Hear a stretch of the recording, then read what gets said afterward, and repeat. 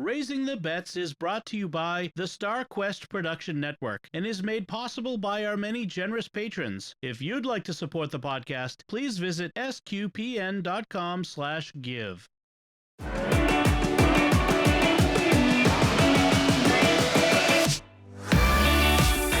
You're listening to Raising the Bets. We're a Catholic couple raising 5 kids outside of Boston. Join us as we share the joys and challenges of marriage, homeschool, and our adventures near and far as we make sense of the world and experience the best parts of our culture. I'm Dom Bettinelli. And I'm Melanie Bettinelli. So I wanted to share what I just did on Facebook just before we started recording. Okay. Someone in our town Facebook group posted, "Is it safe to, I just moved into this house. Is it safe to remove the TV mount from the wall?" And I'm scratching my head. Why wouldn't it be safe? So I posted, "No, that's a load-bearing TV mount. It's best to leave it where it is." That strikes me as being not very nice to the person who... I'm sure she'll get the joke. It's They asked if it was safe. I'm not sure they're going to get the joke. Don't poke the people. Don't troll people on the town Facebook group. There is a Facebook group called Town Facebook Group Ridiculousness because every town has a Facebook group. And so somebody has started collecting all the craziest posts and comments and the discussions in one place. And sometimes it's very depressing reading and sometimes it's very funny reading. And so it's kind of funny. Anyway, let's talk about our week. I have not had any silly discussions about removing parts of the house. We didn't do much this week until today, Sunday. But today we made up for it and did a week's worth of activities in one day. Yes. Well, or actually, so it feels like. I had a busy scout week. Like I had a scout meeting Monday with the PAC committee meeting. Then Tuesday was the girls troop meeting, which I had to go to and endure. And then Friday was the girls troop committee meeting. I mean, there's been a lot of meetings. Obviously, things are ramping up and getting started, and we're actually going to be able to do stuff as a normal activity for the first time in over a year. So yeah. So I had kind of a busy week, but we took to this week as a sort of recovery from camp week. Recovery from camp, prepare for school. That was. Yeah, I did some school preparation. I'm still woefully unprepared for the start of school. I have Bella's first week schedule written up, okay. And I scrambled and bought her books. I think that she has all the books that she needs for the first week. No, we are homeschooling all the kids, obviously, but you follow, as we've mentioned before, but in case anyone's new, you follow the Mater Amabilis plan for high school. Yes. Bella is going to be essentially second year high school, sophomore high school. I think they don't call them freshman, sophomore, junior, senior anymore. It's like first year, second year, third year, fourth year. Well, and in the Mater Amabilis, it's level 5, year 2. So that's much more straightforward because it's a Charlotte Mason curriculum, and so they follow Charlotte Mason's British numbering system, which is just really confusing to me. Oh yes. I really have a hard time translating from the different levels to grades. Right.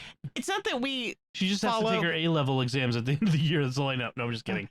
It's not like we follow any curriculum in terms of like what grade level our kids are in. If you ask me what grade level my kid is, I'm going to answer based on their age, not based on the work that they're doing. Right. I don't track closely with what the schools are doing, so I'm not going to even try to play that game.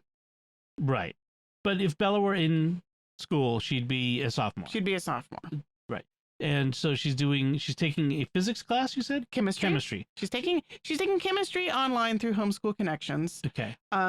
She's finishing up algebra now, so she should be starting geometry soon. Through the Khan Academy. And then everything else she's doing through the Mater Amabilis. So she's doing history. Her history, the way they do history is sort of 3 different concurrent history strands. So she's finishing up British history, and then she'll be starting and she's doing world history and church history, and I think she's starting American history. Okay. So it's like one day she's reading world history, the next day she's reading British history, the next day she's reading church history, and then when we finish up British history, then she'll launch into American history. Right, and the thing is, it's not like there's tests that you have to turn in or anything like that. This this is independent.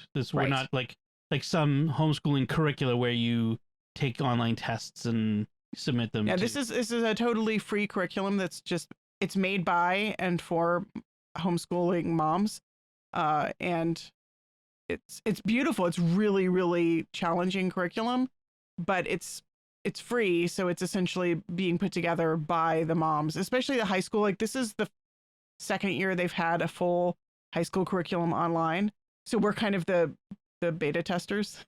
Oh, cool. But it's really good though. Yeah. And so then history, English is like British literature and great myths of the world and Shakespeare. This year she's reading Dante, the entire Divine Comedy, which should be fun. Yeah. And so it's, again, like she's doing multiple things. Like one day it's Shakespeare, the next day it's Dante, then another day of Dante, a day of British poetry, and I think there's one day that's focusing on writing. And then with religion, she's doing Bible 3 days a week, Church Fathers 2 days a week, and she's reading her way through Pope Benedict's encyclical Space Salvi, which is his encyclical on hope. Mm-hmm. And she's also in her second year of confirmation. She's also in her second year of confirmation class. So we're doing both. Yeah. And then we're also doing geography. She's focusing on Africa this year, which should be interesting and fun. And in civics, I think she's reading either 1984 or Fahrenheit 451. And she's doing some Russell Kirk, and she's doing some Plutarch's Lives. And it's just lots and lots of fun stuff. Cool. Still trying to figure out what everybody else is doing. But, now I've got that under control, so... But the thing is you've already done that other, the younger stuff with Bella. Like with Bella, everything is new. With the others, they're following in her footsteps. Right. So it has to be adapted for their particular development and all that sort of stuff. But yeah, more or less. More or less. So at least you've learned what you don't want to do again. Yeah, I think part of the thing is that if I've read a book multiple times, I get kind of bored. So I do change things up a little bit because, like, how many times can I read the same book over and over again without getting... I like something fresh for myself so that it feels new and fresh to present it to them. Right. So I'm always changing things up a bit, which is why I don't follow the curriculum strictly for the younger grades, because it's kind of a mishmash. I'm combining them all for most of their subjects and kind of shifting things out. Right, right. But it'll be good to get started again, back in the saddle. Yes. Apart from the preparation for schooling to resume. So today, Sunday, it was, like you said, it was chock full. We had the going away mass for our pastor, Father Mike. Followed by a parish picnic, followed by a Kebsco Crossover ceremony. Yes. And in between those, I squeezed in a happy birthday phone call to my dad, whose birthday is today. Right. So the mass was at 11, which is really late. So, like, we're used to... I like to go to mass at 8:30 in the morning. Yeah. I mean, I really like to go to... We haven't been able to do that since the pandemic started. And who knows if that'll ever be back again. But our usual mass is at 10:30. But since it was at 11, I got up this morning and I said, I'm going to make pancakes because they're going to be hungry, because there's not going to be any food till 12:30 at the earliest. And they usually all get up and eat like breakfast really early. So I got up and made pancakes. They were actually, because it all had breakfast, were not as hungry, and I made too many pancakes, but that's fine. They can have them for breakfast tomorrow. They'll eat pancakes for breakfast tomorrow and be very happy that they're there. Yes. They reheat very well in the toaster oven. And then, then we went to mass, and it was outdoors. And because we belong to a tri-parish collaborative, and outdoor mass is the only way you could get everybody in. They wanted to have just one farewell mass. we could have all fit in St. Edith Stein, but it would have been close. And given COVID, I think even before the pandemic, they would have done an outdoor mass. They probably. Father Mike's Nigerian, and it's just a Nigerian thing. They like outdoor masses. They like. I mean, I don't know. He has a thing for these outdoor masses are bigger, like sort of liturgical productions, and I think he likes that. It's a thing. And I don't know if I don't know if it's a Nigerian cultural thing or not, but it seems that way. I've seen other Nigerian parishes or priests or communities, and they do a lot of outdoor masses. Anyway, the weather was really good for it. It was cloudy. So nice. In fact, we were dreading it being hot because it's been a really warm week. And I was thinking, oh, it's going to be so hot. We've got to make sure we bring ice water. And somehow that got stuck in my head, despite the fact that the weather forecast was not for heat today. So the kids brought ice water and kind of wished that they'd brought a hot drink instead. Hot drink and a jacket. Lucy was shivering throughout the mass. Yeah. It was 67. Yeah. With a breeze. With a breeze. The decibels of the speakers were higher than the temperature.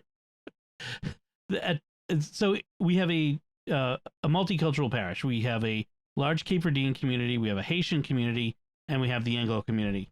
And so they combine, and quite a few Africans too, and quite a few Africans, especially like with Father. So they had parts of the mass in Haitian Creole, parts of the mass in Cape Verdean Creole, and then parts in English, and music from all of the traditions. Yeah, as well. three choirs. Three choirs. And it was great. I loved the music. It was although the meditative music during communion, I'm like, that sounds familiar. What is that? Is that Beauty and the Beast? Yes, it was. Somebody started playing meditative music, and it was Beauty and the Beast, tale as old as time. I did not notice that. I was too worried with the mask with trying to figure out how to get everybody's masks swapped, because they were we don't have to wear masks at mass if we're vaccinated, but for communion they're asking people to wear masks. Not even just asking, it's required. You're required to wear masks. They were requiring people to wear masks for communion, but not for the rest. Like for the rest of mass it was voluntary. Well, we had been rushing out the door at the last minute. Even though mass was a half hour later than usual, we were still rushing out the door. And that's the way it is. And so Anthony and Lucy they always have their masks. They grab their masks. The unvaccinated ones. Because they're the unvaccinated ones, and they just grab their masks anytime we go anywhere. Yes. But the other kids who are all vaccinated have become complacent. And I honestly was helping everybody else to find shoes and clothing and everything. And I couldn't find my mask, and I was just like, well, I'm not going to need it. It's outdoors. It's outdoor mass. I'm not going to need a mask. And so we just rushed everyone into the car. And then, of course, they announced, get some mask. And there's the announcement. You must have a mask for communion. So Bella had her bag with her. And so she had her mask in her bag. And I always take my mask everywhere anyway, just because. Right. Because I'm a Boy always Scout. Prepared. I'm always prepared. And so the way we did it is I gave you my mask. And I went to communion with Anthony and Lucy. And Bella. And then you came back and gave me back my mask, and and Anthony gave his mask to Sophie instead of Bella giving her mask. Because Bella's ties on with ribbons. Oh, it's much more complicated. And much more complicated to get off. And then Ben decided that he was just too overwhelmed by everything, and he really prefers a bandana to a mask, and he didn't have a bandana, so he just ended up not going to communion and making a spiritual communion. Poor guy. Well, the other thing was where we sat outdoors was in front of the speakers, and it was so during one of the hymns I opened up the noise app on my watch. And it basically says, loud, continued exposure to this level of noise will permanently damage your hearing. 98 decibels. That's like a jet engine. It was loud. It was only one of the hymns. It was only that loud. That one hymn. But other hymns were like 80 decibels. They were still pretty loud. Except for the ones in English, which were very quiet. Right. And yeah. there was a distinct difference between the three choirs. Yes. just the one that was very loud was in Haitian Creole French, and everybody was standing up and clapping and swaying, and it was really lively. It was very beautiful. I love the cultural differences with liturgy, which it will disabuse you of the notion that there's only one way to celebrate the Mass. As if the European Northern European stodginess is the one way to celebrate Mass. It is not, let me tell you. Yeah, I really, it's fun being part of a multicultural church collaborative, because really the church is multicultural. It'll be interesting as when Father Westcott comes in as the new pastor. I mean, I'm sure he'll be fine. He's a Marine chaplain. He's used to all kinds of stuff. So, but it'll be interesting to see him kind of slide into the multicultural parish situation. So Father Mike's gave the homily, his last homily, and he started, as he does, with singing a song with everyone. This is the day the Lord has made. Let us rejoice and be glad in it. Which is the one he frequently sings. Yes. It was especially poignant today because, and it fit very well with his homily, which was partings are sad, but they're also a normal part of life. And we still need to find joy in life. Like, life is still full of joy and beauty, even when we're sad to say goodbye. Right. And yeah, it was a beautiful Mass. It was a nice way to gather together and to send him off. I mean, we have the worst luck with pastors because, like, he's only been here for 3 years. Well, in one way, we have the best luck because we've had some of the best pastors. Oh, yeah. It's just that the luck is that they don't stay very long. Right. So we had Father Murphy in Salem. That was our first pastor together. And we had him for a long time. We did have him for a long time, and we moved away. That was our thing. And then we had Father Riley at St. Joe's, and that was for just like 3 years or so. It wasn't even that long. Yeah, it might have even been 2. I think it was like within 2 years, less than 2 years. And then Father Curry, who was just a few years, 3 years maybe, 3 years I think it was. Yeah. And then he got moved to another parish that was in crisis, and they needed him to help them out. And so then, and that's what keeps happening is we have the good pastor, and some other parish that's in crisis needs them, and they take them away. Right. And then Father Matt was interim pastor for a very short period of time. Yes. And so then after that, we moved to Edith Stein, and that was Father Rake, who was there for, what was it, 2-3 years, right? Yeah, and he had been there He had been there for a long time. For a long time. Yeah. And so then when Father Rake left, and Father Rake was great. He was really good. And then Father Rake left, Father Michael came in. And Father Michael's a religious order priest, and it's a diocesan parish. And I think it was always an interim appointment. Right. It was until we can find somebody to take over who can. It's a tricky parish situation. It's 3 inner city parishes that are in a medium-sized poor city, relatively poor city. It's not Boston. It's the city of Brockton, and it's just a tricky place. You need a guy with a particular set of skills, but really actually a particular mindset and ability to relate to people. So the new pastor coming in is Father Matt Westcott, who is a great priest. I mentioned he's a former Marine officer. Like, before he was a priest, he was an officer in the Marines. Then he when he got out, he went to seminary, became a priest for the Archdiocese of Boston, entered chaplain school, became a Navy chaplain for Marines. So he's a Navy Reserve chaplain. So he was both. He was a Marine officer before, and he's a Marine officer again, but this time he's a Navy officer now as a chaplain for the Marines. So he's a cool guy. He's a Harley rider. He's a straight up Orthodox kind of guy. So he'll be good. He'll be really good. I'm excited to have him there. So that's good. Yeah. So we have, in one sense, been lucky with the pastors that we've had, right, and the associates. There's been a lot of great associate pastors in all those times too. But we just don't get to keep them for very long. Yeah, especially, I mean, the Haitian and Cape Verdean priests get transferred around a lot. Yeah. Because there's so few of them and so much need throughout the diocese that they kind of move the good ones around so that everybody gets a little bit. Right. I think. Right. Boston has the largest Haitian community out in the United States. I think it is. And there's several parishes with Haitian communities. Like St. Angela's in Mattapan is the largest Haitian parish in Boston. And I think it's got to be one of the biggest Cape Verdean communities in the country. In the country too. Yeah, it is. There's a Cape Verdean consulate in the office building where the kids go to the orthodontist. Oh, really? Yeah. Oh, I didn't know that. Interesting. Yeah.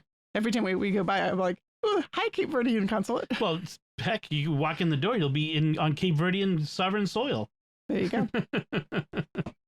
Cool. So that was the mass, and then at the end of mass, they had the picnic, which was nice. It was quick. We didn't stay for too long, but they had burgers and dogs. But they also had some cultural food. Oh yeah, there was a really really good rice and chicken dish. Yeah, so good. And then there were Cape Verdean pastels, which are kind of like an empanada. They're like a deep fried pastry. They're very puffy, and there's not a whole lot of filling in them. I'm going to turn this into the stuffed pocket podcast because we love any food that's stuffed in a pocket. Hot Pocket. I wasn't sure when we were eating it what the filling was, although Bella actually talked to the lady who said it was tuna. Yeah. I didn't hear that. But it's not like tuna fish. It's not like tuna fish. Tuna and mayo. It was cooked and very spiced, and I actually thought it was probably pork or chicken. Yeah, I thought it was meaty. Yeah. But they were really, really good. I ate mine, plus I didn't want to take more than one, but I got one for Lucy because I thought there was a good chance that she would like it. And she didn't, so then I had to eat hers too. Oh, yes. Oh, no, twist my arm. Yes. Yeah. And then, they had a bunch of juice boxes and dessert and stuff like that. And we stayed a bit. We at least stayed long enough to say goodbye to Father Michael. We did get to say goodbye to Father Michael. I feel bad that we don't know more people in the parish, but it's hard because we are kind of on the outside looking in. There are not very many people outside the Cape Verdean or Haitian communities, and there is a language barrier, definitely. I mean, most of the people speak English, but in their community they speak the Creole a lot. Yeah. And so we're kind of outsiders a bit, which is fine. We also don't... We have people that we know to say hi to and that sort of thing. We also don't live within the parish geographical bounds. Right. We live in the next town over. Which means that it's a little bit harder to get to some of the more social stuff. Right. And our kids aren't involved in, say, the scout troops in Brockton or the other things that you could be doing. Right. Because we're at a scout troop in our town as opposed to the Brockton Scout Troop, which is affiliated with the parish. Yeah. Well, I think that troop actually is defunct now, which is sad. Which is very sad. But in any case, like I said, there are people that we know to say hi to, that we chat with after mass, and so there's that. But I wish I would love to be more connected. But we have our social stuff through scouting. I mean, that's really what it is. I know. I dream of having all of our social stuff integrated. Yeah. But I don't know that a lot of people. I think a lot of people have bubbles of social. They have the church bubble.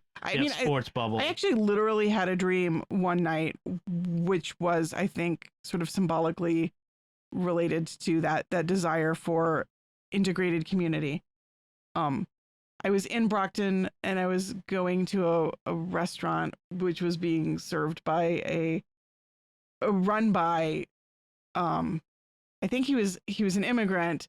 I think he was Haitian. Anyway, I remember walking in and everybody was bringing food, containers for him to give them food because it was it was like a gas station really, but he was serving food out of the gas station. Okay. And there was something about it this everybody seemed to be very much a part of the community and this is the place to get the food. And I just kind of accidentally stumbled in and I was looking around wondering, how can I get a container to bring this food home? Because I want to be a part of this experience of everybody knows that this is the place to go with the good food. And I felt like I was the outsiders standing outside wishing I could be a part of the experience. Interesting. And somehow my mind connected that with like wishing that everything was like part of one community. We just have to keep at it, find opportunities. It's also, we keep moving parishes every time I start to get to know people. Well, yeah. I mean, it takes you a long time to get to know people. It does. So, we've been at this parish for 4 or 5 years now. So, yeah, it just takes me. That's about when I start to like recognize people and say hi to them. We're not going anywhere for a bit, so that's good. So the other thing we had, as we mentioned, was the Kebsco Crossover. So the PAC was having its event. Usually this happens in June. Everything got delayed, et cetera, because of the late nonsense that we've been all going through. And so they were having a barbecue as well. A cookout. Yes, more burgers than dogs. More burgers than dogs. So we went over, which is why we only got one serving of food at the parish picnic. So we went home. We changed into our uniforms. We went over to the thing. We got the obligatory bit of food because you have to eat. Although Sophie wasn't obligatory. Sophie wanted. Anthony consumed an entire hot dog at the Cub Scout event. Right. And then there was, other goodies to eat as well. I had some watermelon and some pickles because Tom's pickles are not to be passed up. Tom's pickles, so Tom is the originator of our pickle recipe. Like the pickle recipe that we have is based off of his. And so those are really good. Homemade. Never pass up homemade pickles. Right. Exactly. That's my philosophy. Yeah, that's a good philosophy. And there was some pasta salad. I'm always curious about other people's pasta salads. So I always get at least a taste of them because I don't know. I don't always like it. Sometimes I'm like, this pasta salad's really boring compared to mine. Yeah. But I always feel like I'm on the hunt for ideas for pasta salad. There are as many pasta salads as there are people. I mean, yeah, you could search for a long time and never have the same pasta salad twice. Yeah. So the crossover was fine. It was I don't know. There's much to say. Lucy moved up to her next rank from bear to wolf. No, from wolf to bear. Can never keep them straight. Lions and tigers and bears. Oh my!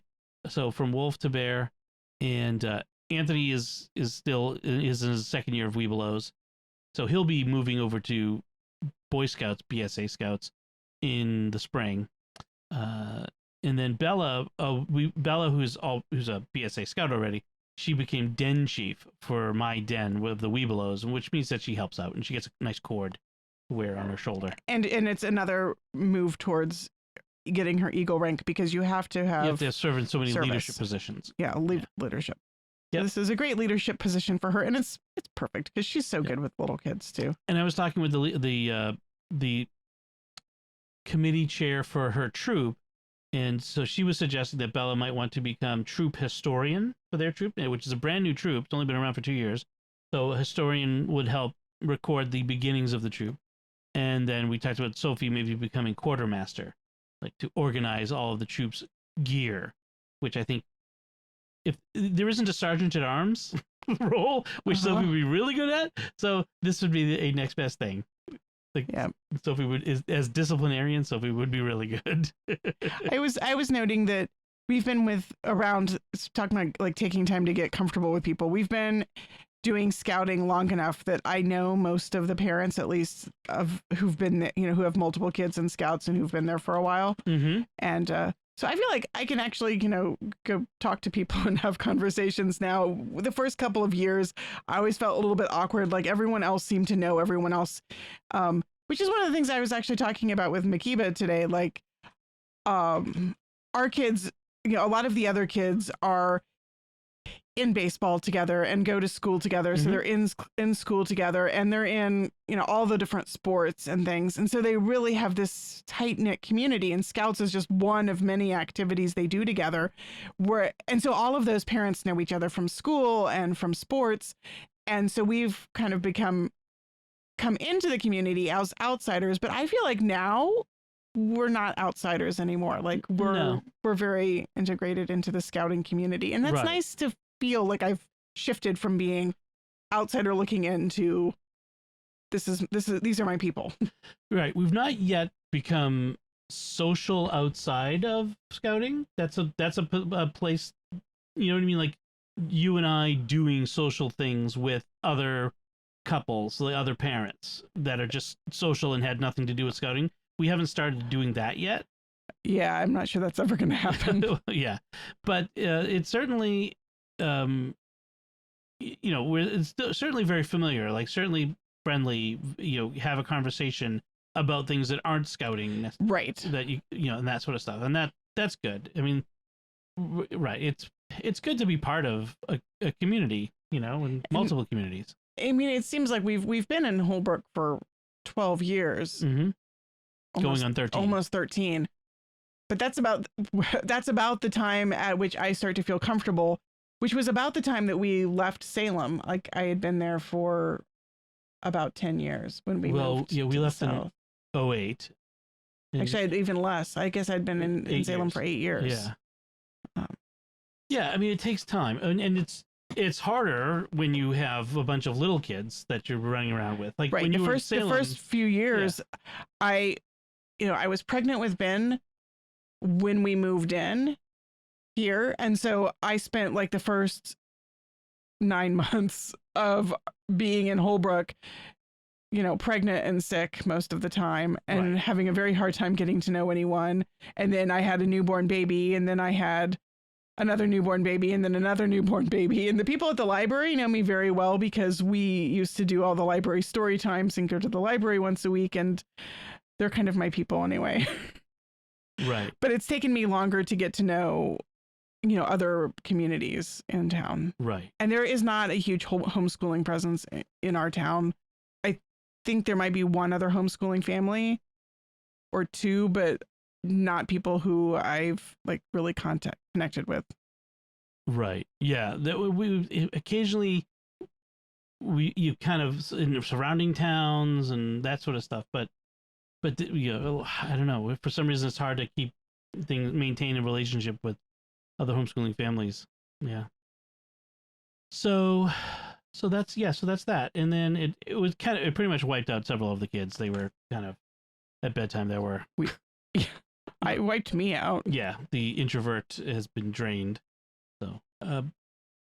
So that's what we've been doing. Let's talk about we didn't do any interesting cooking this week. We did our regular recipes again, recovery.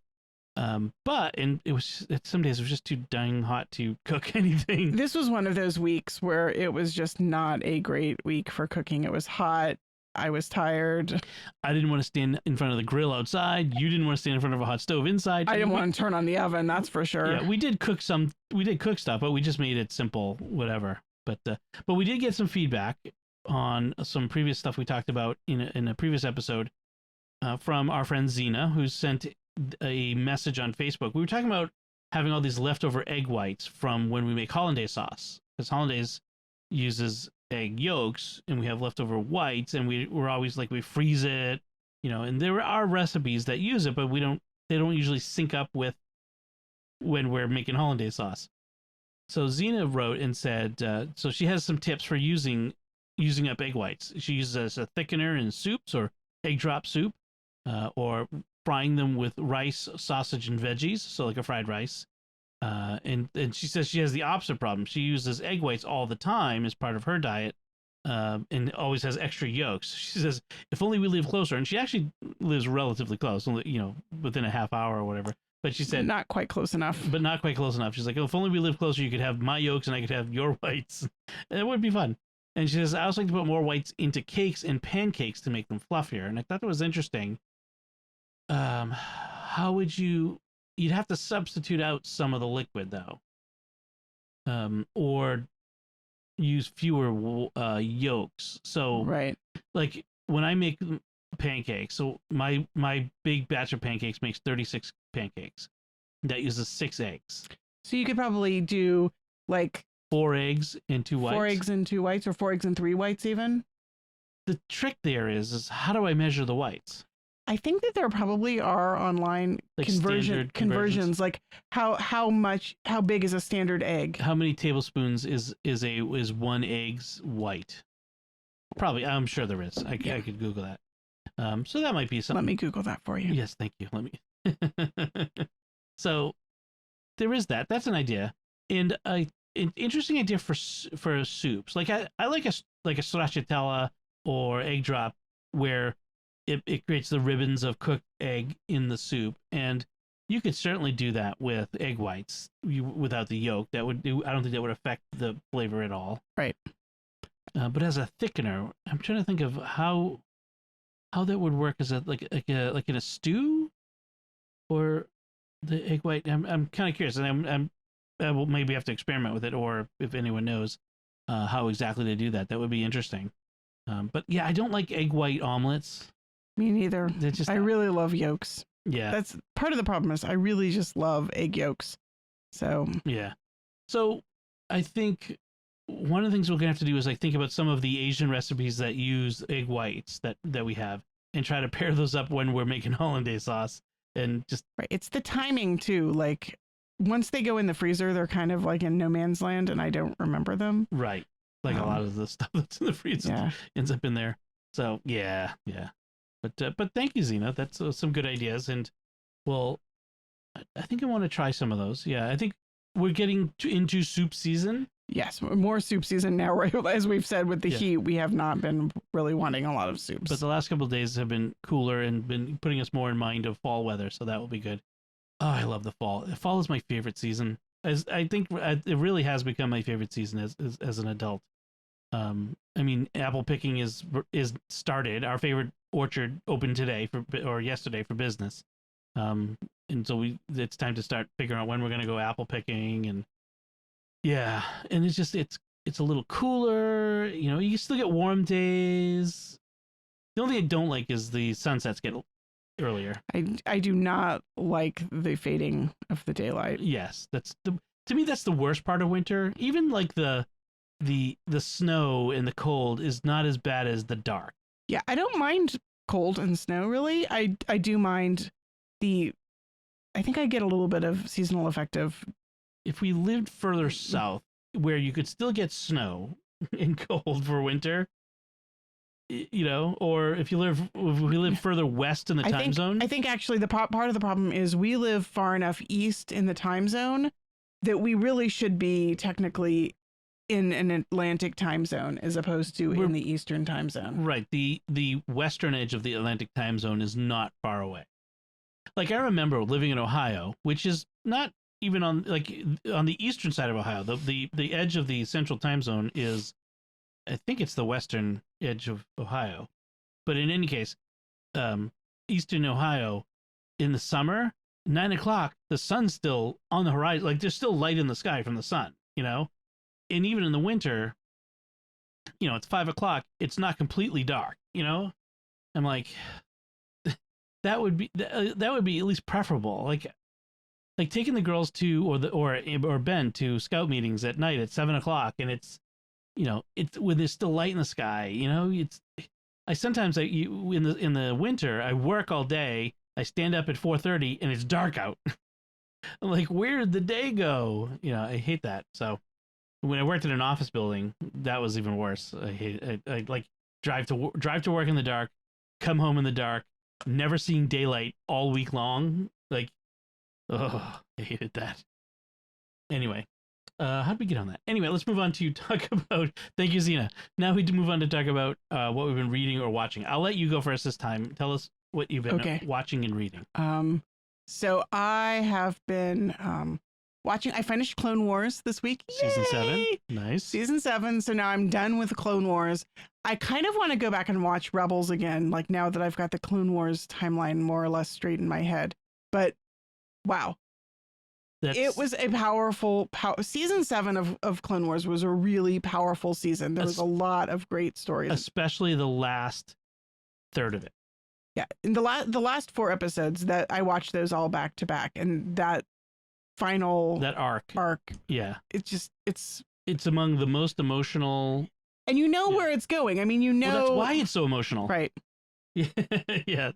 Sorry, interrupted you. And then I hadn't so that actually led directly into one of the books that I read, which is I finished Clone Wars, and I needed some more stories. I need some closure. So I picked up the Ahsoka novel, which picks up 1 year after Order 66. The end of Clone Wars. So Yeah. it picks up on Empire Day 1 year into the Empire. Right. And so it's pretty quick after the end of Clone Wars. And it gives a little bit more of Ahsoka's story, how she gets from the end of Clone Wars to where you see her in Rebels, where she's part of the nascent Rebel Alliance. Right. And so there's like how she meets up with Bail Organa, how she moves from the complete emotional wreck that she is at the end of Clone Wars, having had all of the Jedi die, even though she's no longer a Jedi. No longer a Jedi, yeah. But they're her friends, her mentors. Her only family she's ever had, really. Right. And then, of course, the clones turn on her, who were also her friends and her family, really. How she moves from that to being ready to like processing her grief and being ready to take part in the world again. And I thought the book did a really good job of that emotional journey, that interior journey, how she had to take time to grieve and to process her emotions, and how slow it was for her to be willing to take part again and like connect with other people, and how events kind of seem to push her into that role of, and she can't turn aside from helping people. It is essential to who she is. She Right. can't walk away and leave injustice unaddressed, which is interesting because It's in one her of DNA as a Jedi. well, in fact, it's really going back to what the Jedi should have been, because she says at one point in the end of Clone Wars, you know, the Jedi weren't supposed to be warriors, but all I've ever known since I became a Jedi is war. This is not what we were meant to be. And so leaving the Jedi Order really is her attempt to try to figure out what were we supposed to be. And then she finds this role of where she just very slowly, one tiny step after another, helping people. You know, that's one of the things about the High Republic novels, is that idea that the Jedi aren't supposed to be warriors. And I think one of the things I liked about Ahsoka in the novel is that it very much reminds me of Mother Teresa's little way of helping people. Like, you can't save the world, but you might be able to save one person.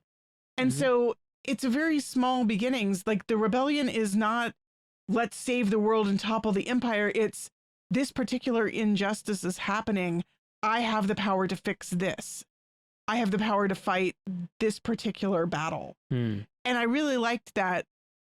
It's not, and you see the same thing in the Rebels series. At first, they're not interested in overthrowing the empire. They're just trying to feed people who are hungry.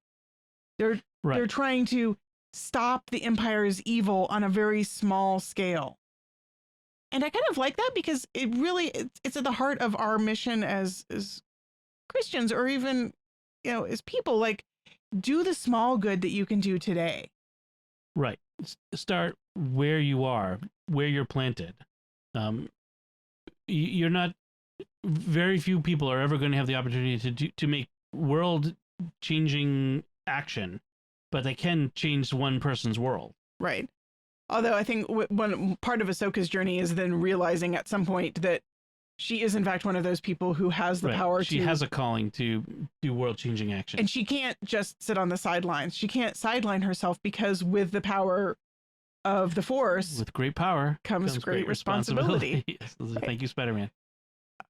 So yeah, that was a really good novel. I think I need to reread that. It's been 5 years since I read it. I mean, it's not a great novel. It's not a great novel. No. But it was good. And some of it has been made a little obsolete. It was written before they'd finished the Clone Wars. Right. And so there are a few things that come in with the final season of Clone Wars where the TV series is a contradiction.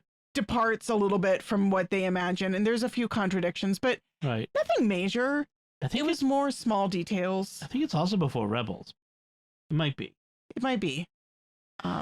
So there are some small contradictions, but nothing that's major, and nothing that didn't in fact work mostly with my headcanon in terms of thinking of Ahsoka as a traumatized person whose memories aren't necessarily And with the Ahsoka series coming soon, I'm so looking forward to that. that should be very interesting. So I got the audiobook by the way of the Ahsoka novel, and Ben listened to it this week, and he said it's narrated by, and I'm blanking on her name, the actress who plays Ahsoka. Oh, you just did it to me too. Sorry. She does the intro. She does the tag for the stinger for Secrets of Star Wars podcast too. Ashley Eckstein. Yes. She narrates the audiobook. So cool. Ben was thrilled with that. He said it was really good. Well, yeah, having the actress actually voicing the character, that would be good. So it makes me kind of want to listen to I know. I was gonna say, maybe too. I'll reread it by listening to that one. We got it out from the library, but speaking of things we listened to and finished, we didn't. It's not on the list, but we did finish Pigeon Post finally. Listening to Pigeon Post from the Arthur Ransom Swallows on Amazon series. We have been listening to that in the car as a family for more than 2 years, probably. Yeah. Forever. Because we only listen to it when we're in the car. All together. All 7 of us in the car. Going somewhere more than 20 minutes away, which is usually the farmer's market. Right. And with the pandemic, we had not been doing a whole lot of driving distances. So we finally got it done, which was awesome. It was a really good. There were times I wanted to just read ahead because I wanted to get to the end. Mm-hmm. I mean, I could see where it was going, but it still maintains a lot of what makes Arthur Ransom's books so good, which is it treats children on a level. It doesn't artificially make them older, like say Hunger Games, where the Katniss and Peeta are supposed to be young people, but are doing things that are older people do, that sort of stuff.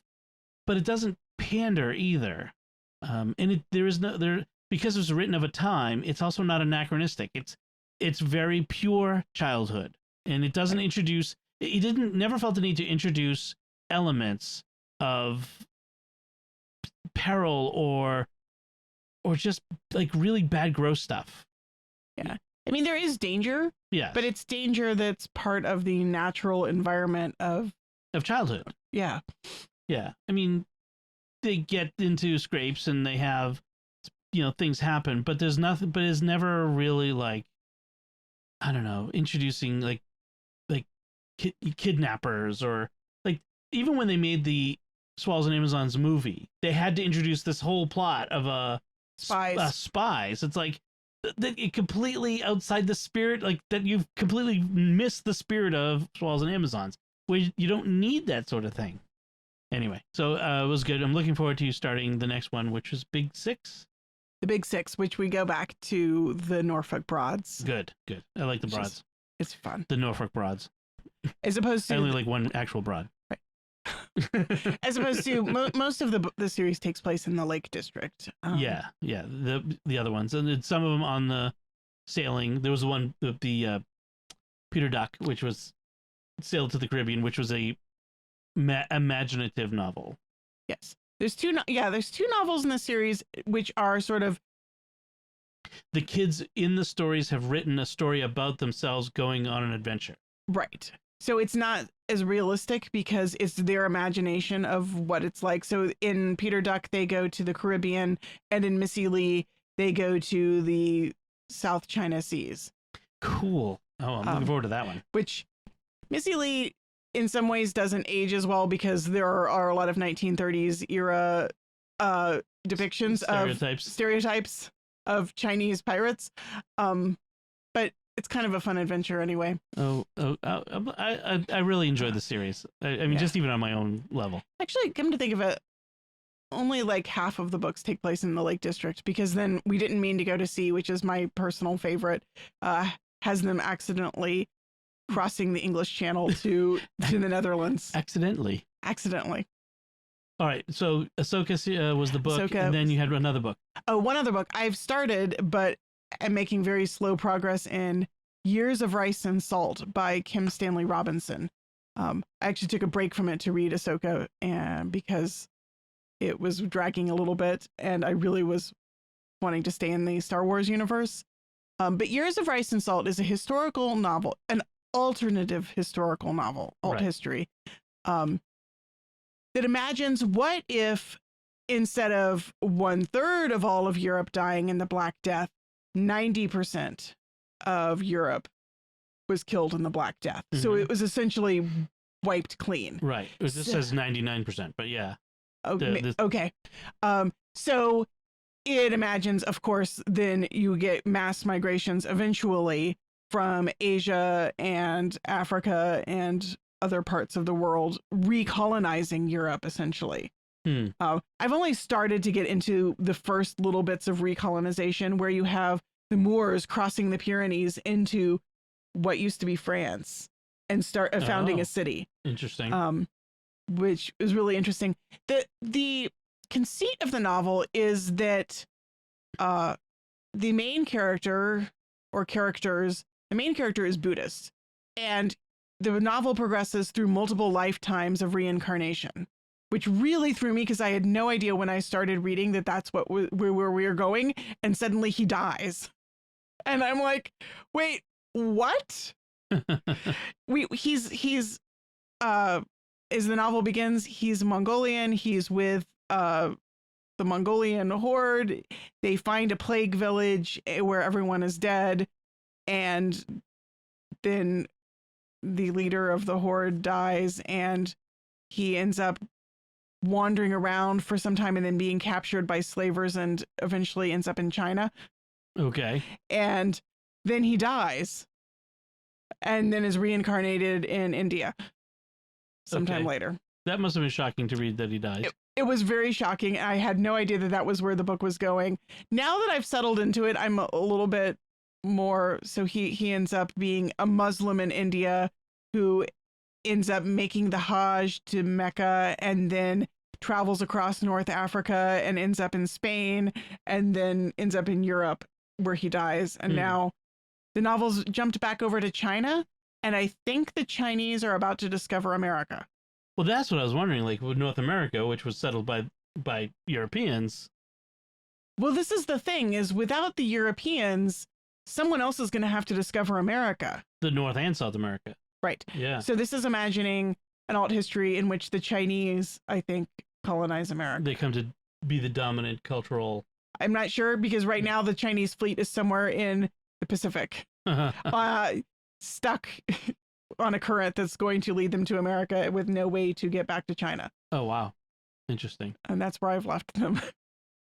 It's a really interesting novel. I'm very immersive in the cultures, which again, it was kind of interesting because like, once again, I'm in India. I keep getting back to India over and over again in the books I'm reading. But then the Muslim culture is very interesting, like going with a character from India on the pilgrimage to Mecca was really an interesting way of experiencing it's an interesting culture. Way to write the book then too, because he gets to keep changing everything. He gets to basically do what he wants. Right. Like the colony in France, the king ends up dying, the sultan ends up dying, and they end up being ruled by his wife, who's really much more dominant character even when he's alive. She's kind of running things. And so she's sort of reinterpreting the Quran and focusing on all the passages that make women powerful and equal to men. And so she's got a radical rereading of the Quran, which places women much more front and center. And she basically becomes a Islamic teacher, which is a very radical departure from the history of Islam in our world. But given that Europe is sort of the place where there can be a fresh start and a new culture, I'm wondering if that's going to take root and grow. Should be interesting. We don't want to give too many more spoilers, but no. So. I'm only like 12% into the novel, so there's a whole lot more to go. This is a big book. I mean, the paperback is 763 pages, so. I'm reading it on Kindle and I keep thinking, I don't feel like I'm making any progress at all. I like reading big books in a hard copy because I like to see the pages that are waiting for me. I get a little bit frustrated with ebooks. See, that's the exact opposite. I do not like to see how much is left because I don't want to know. Like, oh, it's coming to an end, or it looks like it's the end, but there's all this left, so there must be much more to the story. You know, No, what I mean? I much prefer paper books to ebooks for the experience of reading. Now, ebooks are handy, they're easy to check out, they're portable, but Yeah. I kind of miss the experience. I can't afford to buy all of the books that I want to read. Yes. Well, and we don't have space for them either. No. I think we own the Kindle version of Kim Stanley Robinson's Red Mars, but I've never read it. I have not read it either. Yeah, so it might be interesting. All right, so I have not finished my book that I'm reading, so I'm not going to talk about it. I don't like to talk about them until I'm done. I am reading Jeff Shara's historical novel about Pearl Harbor. Okay. It's really good so far. It is not a kid's book, definitely. Sailors on Liberty in Hawaii. Let's just leave it at that. Okay. So, but I'll talk about it when I get it done. I should hopefully get it done next week. But I want to talk about some things I've watched. So there was a Netflix movie called Sweet Girl, starring Jason Momoa. Okay. He was Aquaman hair. So he's got a lot of hair. Interesting story set in Pittsburgh. He's a dad. His daughter, the sweet girl Isabel, and his wife gets cancer.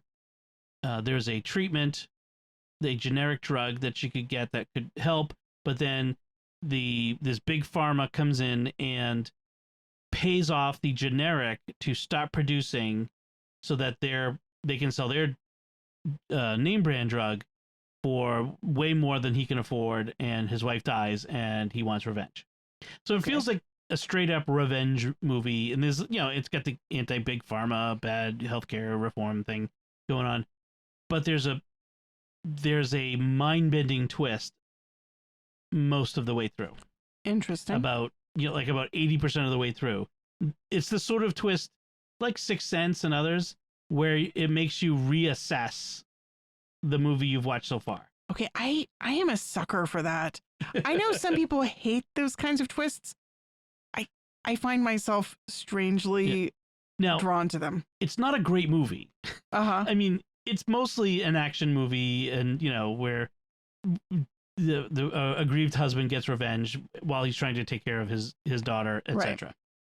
Right. But that twist makes it interesting, and it kind of knocks it off the stereotype rails. You know what I mean? Off the cliche rails a bit, and it made me like it more than I would have if it had just done what the standard route. Right. So that's Sweet Girl on Netflix. Then I watched the Disney Gallery about the Mandalorian season 2 finale, talking about the big reveal. I mean, we're more than a year after that. I don't know if I still need to keep that secret or not, but spoilers. I'll try to talk about it without revealing too much, but everyone probably knows. Anyway, it talks about how they kept the big secret, the big cameo secret. Interesting. Even to the point of spreading disinformation that the character was going to be Plo Koon, the Jedi from Clone Wars, who everyone knows is Dave Filoni's favorite Jedi. And so they made like animatics and mock-ups and even put like dailies with the digital head on the character. Like they went full blown because they wanted to keep this secret. And in the age of the internet, like all it takes is one person in the editing room, one person walking by at the wrong time and tweeting, "You'll never guess what I saw." Uh-huh. They kept it secret. It was pretty awesome. It was an awesome surprise, and that's why I kind of feel like if anyone hasn't seen it, and they talk and about, has managed to not be spoiled by now. Well, kudos to you. But they talked about how they built it up. Like you see the ship coming in. You only see the character in black and white. That was really good, effective. And then you see this color, and then you see a hand, and then you know what I mean, and it builds and builds. And you remember me when we were watching it? I'm like, oh my gosh. Yeah, it was kind of crazy. It really is. Is it? It can't be. Is it? It is. No, it isn't. It is. It is. It really is. Oh my gosh, that was so awesome. And they talked about, like, they showed the actor videos of grown men reacting to this, crying, like getting emotional. Jon Favreau talked about how he was emotional on set, and like he was saying like, I'm not sure why, and a lot of us would say I'm not sure why, but there was something about that connection to our childhood, because we're all about the same age, and there's that connection to that time in our life when we had a hero that we thought we would never see again. I've totally given it away. Have I not given it away? Probably. Okay, but let's pretend I didn't. But and then they talked about the generational transfer. Like our kids, we now have kids that we're sharing it with, and frankly, some guys my age have grandkids that they're sharing it with. Right. You know, and how Grogu is for many kids Star Wars, the way that Luke Skywalker was for some people, or Han Solo, and then how Anakin and the young Obi-Wan were for millennials.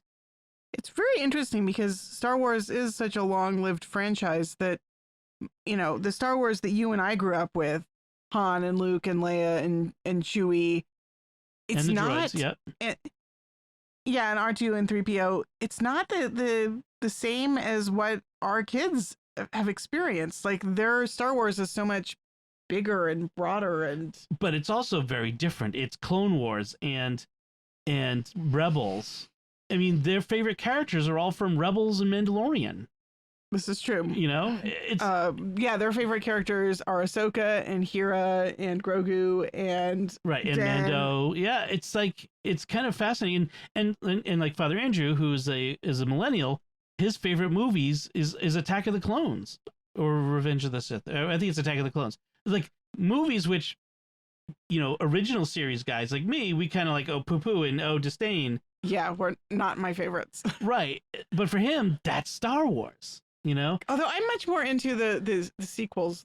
Rey and Finn and Poe are, I don't know, hit a sweet spot for me that the young Padme and Anakin don't. Oh, totally. Well, that's because they were, I mean, for whatever problems they had, they were much better written than the Anakin and Padme were. At least in the Revenge of the Sith. Right. One thing I really have liked about the Clone Wars series is how much depth it added to Anakin's fall. Yes. And to Padme. I think Ahsoka makes such a good foil to Anakin that his character really needed. Yeah. And one thing I really liked about the Ahsoka novel is really getting inside her head and seeing how much she looks up to Anakin and Obi-Wan. And like, there's one scene that really stuck out to me where she's like calculating what is she going to do.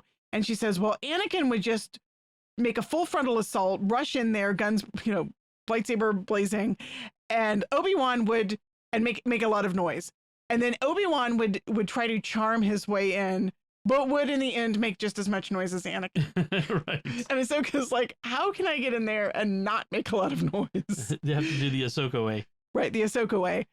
But I love that. I mean, in a way, there is that sort of view of Anakin from that childlike perspective, well, the child who looks up to him as a hero. Especially because in Ahsoka, the Ahsoka novel, she thinks he's dead and does not know he became the Dark Lord.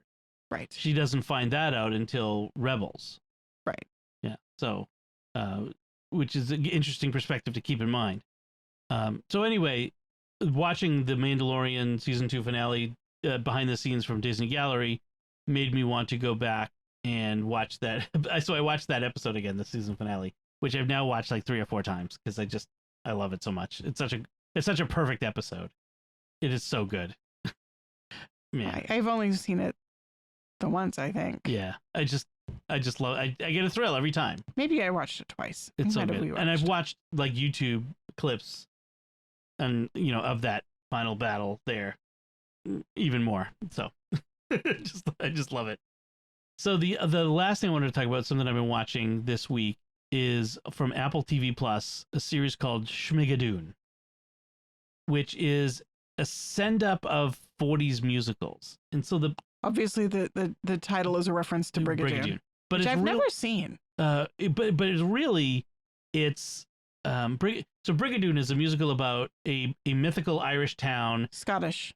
Scottish, Scottish town that only appears every So many years. so many years. And it's just like a magical town. Like 100 years or something. Yeah, but the like it's like a perfect Scottish town, and there's music and everything like that.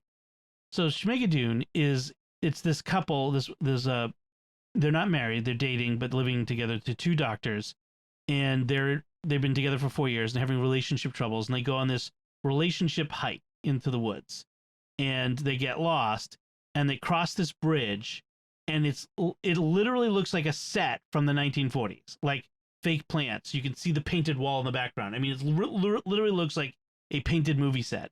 And they go into this town, which looks like a set from a movie, and people are singing, and they're kind of like, why is everybody singing? Where's that music coming from? So they're in a musical and know it. Like the fourth wall is broken, and they have to, and then they end up kind of breaking up, and they have to get back together. They have to find true love in order to get out. The leprechaun tells them. And so Leprechaun, huh? Yes. So there's all these like funny musical numbers. There's all of the stereotypical characters.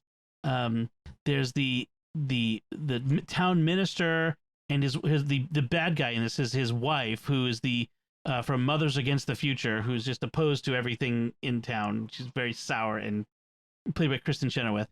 There's the bad boy who runs the carnival, handsome boy. There's the farmer and his daughters, like all of these stereotypes. Now, it's not suitable for kids. It departs from the 1940s musicals in that it's very 2021 in some of the things. Right. There's clear sexual matters referenced and other things like that. But I just at times I find myself grinning and laughing. It's so funny sometimes. And so it's produced by Lorne Michaels from Saturday Night Live. Mm-hmm. So there's a clear lineage there. Keegan-Michael Key plays the guy, and Cicely Strong from Saturday Night Live, I think her name is in it, is the female lead, and she's really good, and she sings well. And so it's just, so the main characters, the doctors, sing too? Well, so far only she has sung. He does not like musicals, his character, and he is like opposed to singing. And it's becoming clear that he's going to have to sing to find true love. Uh-huh. And he's in complete denial that he's going to end up having to sing to get out of there. So it's kind of funny. Like, so the whole thing is like conspiring against them, clearly, to bring them together again and find their true love and that sort of stuff. Right. Although they maybe end up subverting that at some point, because they have been subverting other things. But like, there's a whole song about corn pudding at one point. Like they're sitting down for breakfast at the inn that they're staying, and it's like, well, what can we have? What do you have? Oh, we have corn pudding. And she's like, corn pudding? Corn pudding? And then they start singing and the music, and they start dancing. It's just bizarre. And it's so fun, because you know how much I love musicals. Yeah, see, I wish life were a musical. I'm not really... See, this is us. I'm not really into musicals. I'm like the guy. You're like the guy. I'm like the person who be like, there's music. People are singing. It just... And like, if you say, why are you singing? They're like, I don't know what you're talking about. Like, they don't know that they're singing in the thing. It's just really funny. It's clever. It's unique. It's different. So I had fun. It was recommended by Joanne Mercier, recommended, and Secrets of Tech as her pick of the week. So I liked it. All right. So corn pudding. There's a takeoff of from Sound of Music of Doe a Deer, which is about reproduction, where she has to teach this young woman about the biology of reproduction. She doesn't get like gross, but she has to talk about the biological organs in reproduction, and it's really funny. Like, you just imagine Julie Andrews singing that. It's kind of funny. So so that's Schmigadoon. This is what I was talking about there. All right, we've gone on and on and on. Indeed. It is time for us to go. We need like a song, like a Carol Burnett song. It's been fun for us to be together. I don't know Carol Burnett. Sorry. I mean, I recognize the name, but I don't. This is when our differences in ages become clear and apparent. Oh, you know who died today, by the way? It was Ed Asner. Oh, wow. So the everybody knows him from different things, but I originally knew him from Mary Tyler Moore Show, but he was also in the movie Up. He was the old guy. So. I'm more likely to know. I mean, I recognize the name Mary Tyler Moore Show, but I don't think that I ever watched it. I watched it like on daytime reruns when I would stay home from school or during the summer when I was a kid. So yeah. Yep. We are from slightly different generations. We're still Gen Xers together, but we're at different ends of that Gen X spectrum. I don't even know what the Gen X, Gen Y, Gen Z. I don't know what any of those are. So when people ask like what generation you are Gen X, because I have no idea. I'm at the beginning of Gen X. I'm at the baby boom was just like ended right before me. Right. Like, actually, my brother John is technically a baby boomer. Isn't that weird? That's very weird. Bernie and Francesca are definitely baby boomers. They seem very young for baby boomers. Right. Because my parents are baby boomers. I just love doing the okay boomer. Right. Your parents are they? Oh yeah. When was it? What around when was your dad born? In the 40s? Yeah. That would be the very beginning of the boom. Yeah, they are literally like the beginning of the baby boom. Yeah, my parents are at the very end of Greatest Generation. Yeah, my parents are too young for Greatest Generation. Yeah. They're beginning boomers. Like they went to college in the 60s.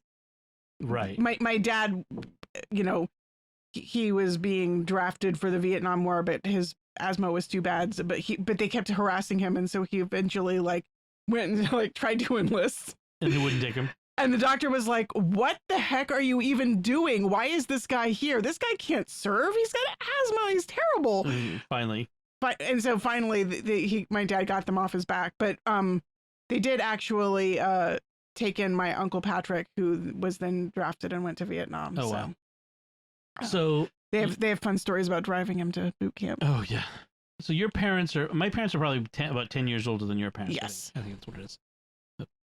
So anyway, all that to say, we want to take a moment before we finish to thank our patrons who make it possible for us to create Raising the Bets, including Laura R., Donna C., Pat D., Laura M., and John.